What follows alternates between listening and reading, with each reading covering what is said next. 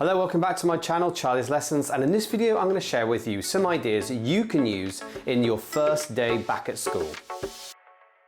Before we start today, I want to say a big thank you to all my members who've joined my channel. I really appreciate it, and I hope that you're enjoying the exclusive Websites English Teachers Should Know series, and I hope to bring you more content very soon exclusively for you. This first activity is really simple. It's just titled All About Me. And it's inspired by a lot of what you see on Instagram, where famous people share what they like or dislike about maybe their favorite TV channels, their favorite YouTubers, their favorite music, their favorite artists. And I think this kind of information, especially for teenagers, is really important. And they're really keen to share this information with classmates to find out what they have in common. What I've done is I've built this very simple worksheet that you can find in the description below that will really help your teenage students to share what they like and what they don't like in class. What you'll find is if you have two or more students who share the same interests, for example, their favorite YouTuber is the same, they'll instantly feel more connected and you'll start to build that community that you need in your class. The second idea is about asking our students what they did in the summer. Now, when you do ask your students what they did in the summer, there's a very good chance they're going to say nothing, because they probably think what they did is of no significance or of no importance or is not interesting enough to share in class. And so what usually happens when we ask our students these questions, we don't really get the response we're looking for. That's why I've put together some alternative back to school questions that you can ask your students in class. I'm going to put them on the screen right now.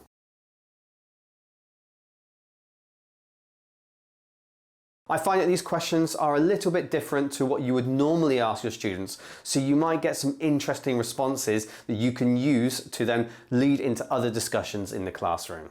The third idea, which is linked to the second, which is about what they did in the summer, you're going to have the students sitting in pairs or in groups, and you're going to focus on the question, what did you do this summer? But every time they ask a second or third or fourth question, they have to change the verb. So, for example, the first student would ask, what did you do this summer? The second student would respond and then ask a second question using the same structure, but just changing the verb. So, what did you eat this summer? This activity is good for lower levels as you can just keep changing one verb but keep the same structure. With slightly higher levels, you begin to change the verbs but also the question word. For example, imagine you use the verb fly. You'd have to change the question word to where. So imagine you have a group of students and they would start with what did you do this summer? What did you play this summer? Where did you go this summer?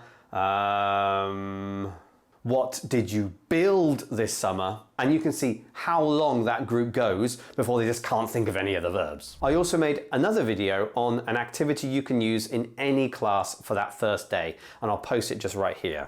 This next activity is titled What to Ask and What Not to Ask.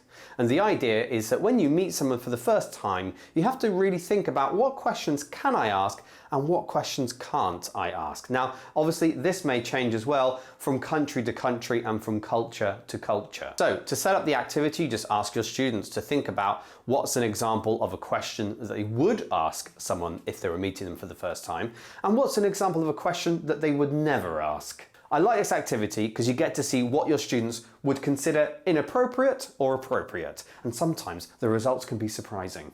Give your students two coloured pieces of paper, yellow and blue, for example. It can be anything. On the yellow, for example, they would write all the questions that they would think are appropriate questions when you're meeting someone for the first time.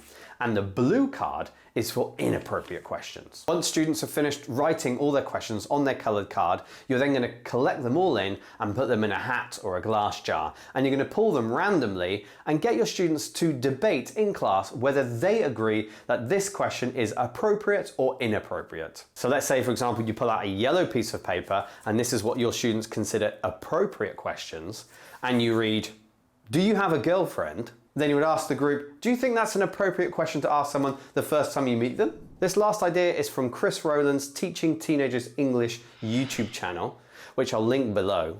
And the idea is that you take the school's coursebook for that class and you find all the speaking questions or conversation questions. You then build a conversation class using those questions, because then the students will see what kind of language they're going to need to produce to be able to answer those questions. And also, as the teacher, use it as a needs analysis, and you'll find out what your students know and what your students don't know. It makes a lot more sense to use these questions than just some generic ones, as because this will give your students preparation for the rest of the course. In the description, I've put a link to all the websites and Instagram channels and YouTube channels that have inspired me to make this video today, so don't forget to check those out. Thank you for watching this video, and good luck with your first day of class with your new students, and I'll see you in the next video.